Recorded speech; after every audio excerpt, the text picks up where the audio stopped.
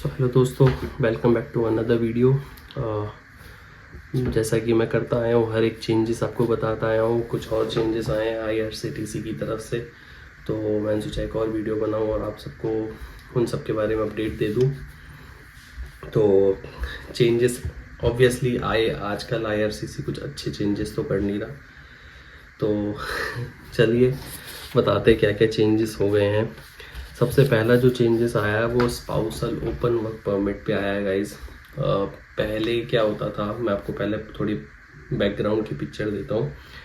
जनवरी 2023 से पहले क्या होता था कि जो टीयर 0, 1 to 3 होते थे, अगर आपकी कैटेगरी जो है 0, 1 to 3 है, और अगर आप यहाँ पे टेम्परेरी वर्कर हो या फिर आप स्टूडेंट हो और आप अपने स्पाउस को यहाँ पे ओपन वर्क परमिट पे बुलाना चाहते हो और आपकी जॉब कैटेगरी 0, 1 to 3 के अंदर लाई करती है, तो आप अपने स्पाउस को यहाँ पे अप्लाई कर सकते हो उसके ओपन वर्क परमिट के लिए और उसको बुला सकते हो। हालांकि जनवरी 2023 में इन्होंने इस लिस्ट को एक्सटेंड कर दिया और उसके अंदर इंक्लूड कर दिए टीयर 4 और टीयर 5 भी।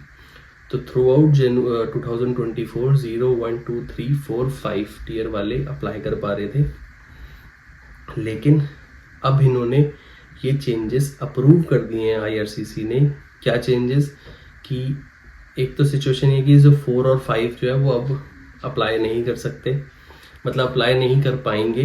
टेंटेटिव डेट नहीं आई है, लेकिन चेंजेस IRCTC की तरफ से अप्रूव हो चुके हैं। टेंटेटिव डेट नहीं आई है कि किस डेट से है, लेकिन चेंजेस अप्रूव हो गए हैं, तो आप एक्सपेक्ट करो कि जनवरी फरवरी में कभी भी चेंजेस एप्लीकेबल हो सकते हैं। तो टीयर 4 टीयर 5 वो हटा रहे दोबारा से। प्लस एक और जो मेजर चेंज करने जा रहे हैं इस पे, टाइम लिमिट। पहले क्या था, पहले अगर आप जैसे मैं एक स्टूडेंट हूँ या फिर टेम्परेरी वर्कर हूँ और मैं अपने स्पाउस को बुलाना चाहता हूँ ओपन परमिट पे, अगर मेरा वर्क परमिट जो भी है 6 महीने का भी अगर बचा है तो भी मैं अपने स्पाउस को ओपन वर्क परमिट पे बुला सकता हूँ।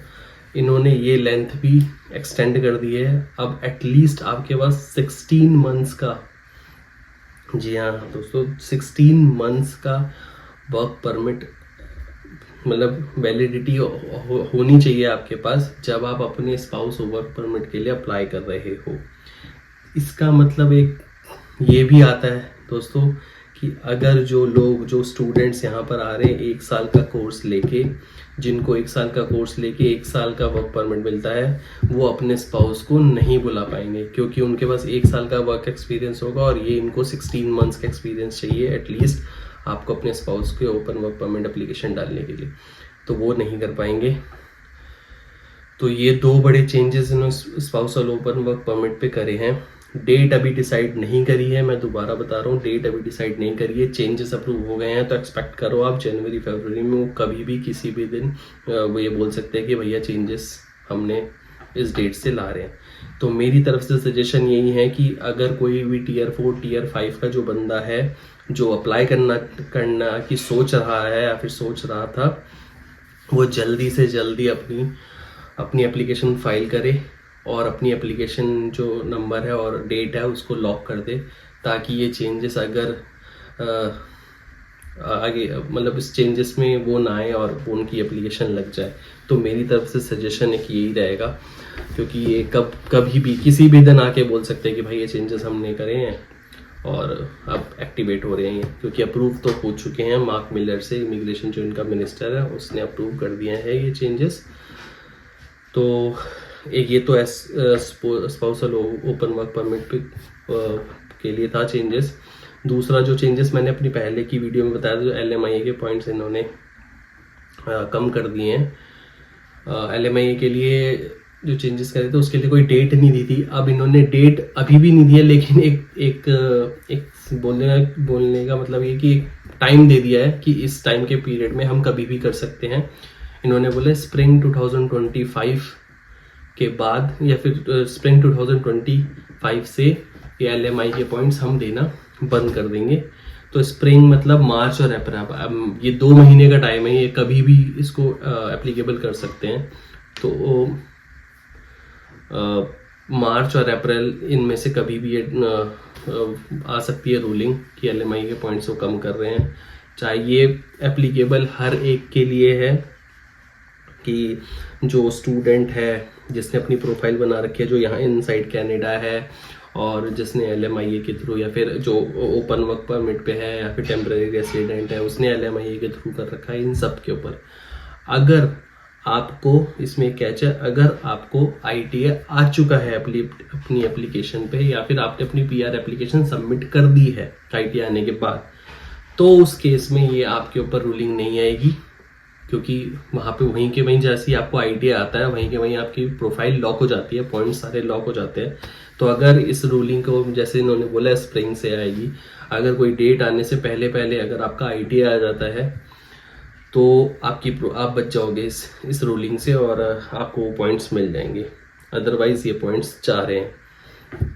और जो तीसरा है, मैंने जैसे अपनी पहले की वीडियो में बताया था एक अच्छा एक और तरीका जो इमिग्रेशन के लिए कनाडा के, वो है एग्री पायलट प्रोग्राम जो इन्होंने करा था, जिसकी मैंने डेट बताई थी 14 मई 2025 है उसकी लास्ट डेट। अगर आप उसके अंदर उस कैटेगरी के अंदर लाई करते हो तो उसके अंदर अप्लाई करो, वो भी एक अच्छा तरीका है यहाँ पे इमिग्रेशन का अपना करने का सक्सेसफुली। लेकिन उसकी इन्होंने कैप अप अनाउंस कर दी है, पहले कोई कैप नहीं थी, अब इन्होंने एक कैप अनाउंस कर दी है उसके अंदर 1010 ये इन्होंने कैप अपनी अनाउंस करी है इस कैटेगरी के अंदर। तो आप आई थिंक अप्लाई कर सकते हो जितने मर्जी, लेकिन वो जो सेलेक्ट करेंगे या फिर जो जिनको वो वीज़ा देंगे वो 1010 ही होगी। ये 3 चेंजेस मेजर हैं जो मैं आपको बताना चाहता था। बाकी SOWP का जो चेंजेस है वो तो मैंने आपको बताया कि कभी भी आ सकते हैं, लेकिन जो Tier 4 Tier 5 वाला जो है वो कभी भी आ सकता है, लेकिन जो 16 मंथ्स का है 16th मंथ का वो एप्लीकेबल हो ही चुका है। मतलब अब आपके पास 16 मंथ्स का वर्क परमिट आपके पास बचा होना चाहिए, तभी आप अपने स्पाउस के ऊपर वर्क परमिट के लिए अप्लाई कर सकते हो, अदरवाइज नहीं कर सकते। तो ये सारे चेंजेस थे दोस्तों। और कोई भी अगर कोई चेंज आता है तो मैं आप लोगों को बताता रहूँगा। अगर इन चेंजेस के लिए अगर आपको कोई कन्फ्यूजन है, अगर कोई क्वेश्चन है, तो आप मुझसे कनेक्ट कर सकते हो, अपने क्वेश्चंस अपने कमेंट्स में दे सकते हो, इंस्टाग्राम पे मुझसे पूछ सकते हो।